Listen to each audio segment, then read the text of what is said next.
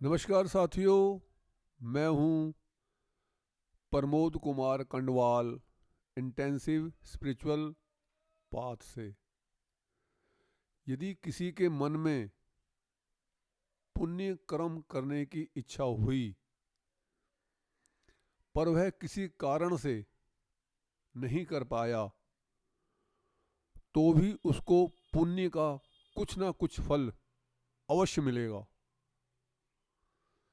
यदि किसी के मन में पाप कर्म करने की इच्छा हुई, पर उसने नहीं किया और उसे पश्चाताप हुआ, तो उसको उसका पाप नहीं लगेगा। मन में आने से पाप नहीं होता, मगर करने से पाप होता है।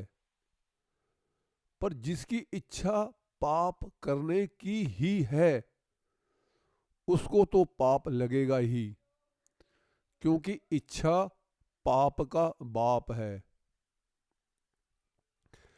प्रभु की सत्ता सर्वव्यापक है, मगर वह हमें हर जगह प्रतीत नहीं होती,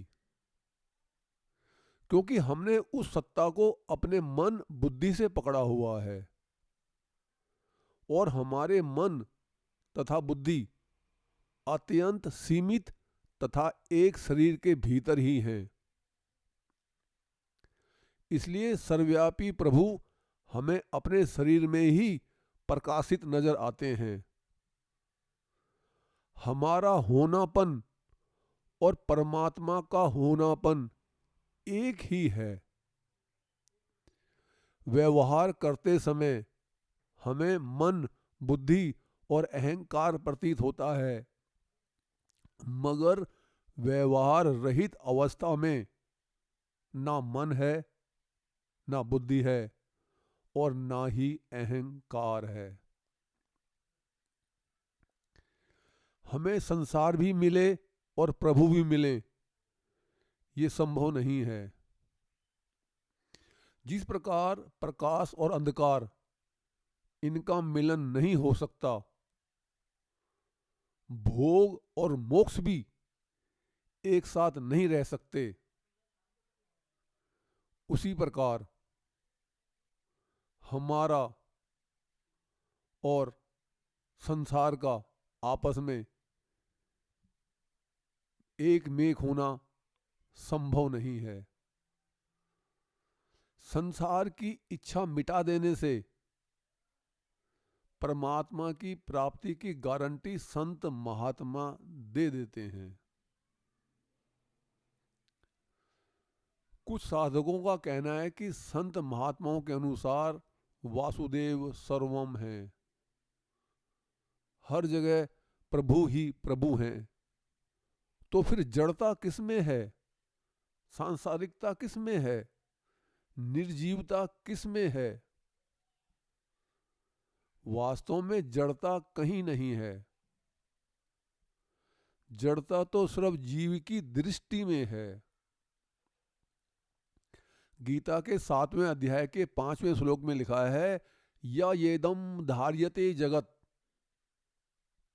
यानी जड़ता का कारण सिर्फ अज्ञान है, अन्यथा चारों ओर चिन्मयता ही चिन्मयता है। शक्ति शक्तिमान से कभी अलग नहीं होती। जैसे हमारे नाखून और हमारे बाल निर्जीव होने के बाद भी हमसे अलग नहीं होते, बल्कि हमारा ही स्वरूप होते हैं। इसलिए प्रकृति की परमात्मा से अलग स्वतंत्र सत्ता नहीं होती, बल्कि वो उसका ही रूप होती है। हमें सुख मिलेगा तभी हमारा दुख मिटेगा, यह बहुत बड़ी भ्रांति है। दुख से बचने को जो उपाय हम सोचते हैं, सुख वह नहीं है, बल्कि त्याग है। त्याग इसका उपाय है। इसी तरह रुपयों का अभाव भी कभी रुपयों से पूरा नहीं हो सकता। ये नियम है। रुपयों के अभाव को हम रुपयों से मिटा लेंगे, इसके समान कोई दूसरी मूर्खता है ही नहीं।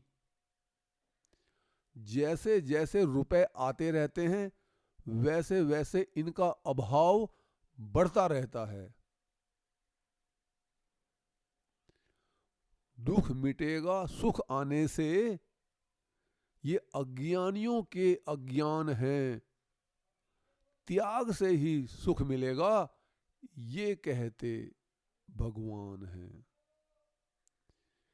यदि आपको ये संदेश ज्ञानवर्धक तथा उपयोगी लगता है तो आप चैनल को सब्सक्राइब तथा वीडियो को लाइक, कमेंट और शेयर भी कर सकते हैं, ताकि रिलीज होने वाली सभी वीडियो का नोटिफिकेशन आपको मिलता रहे। गुरु भगवान सबका कल्याण करें।